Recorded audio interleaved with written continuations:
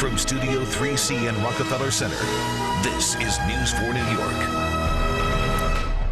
New at 4, Santa and Mrs. Claus. They're busy this time of year. They're headed to White Plains Hospital. They did that to visit some of the littlest boys and girls on the good list. A special surprise for the families who have spent endless hours in the NICU with their preemies.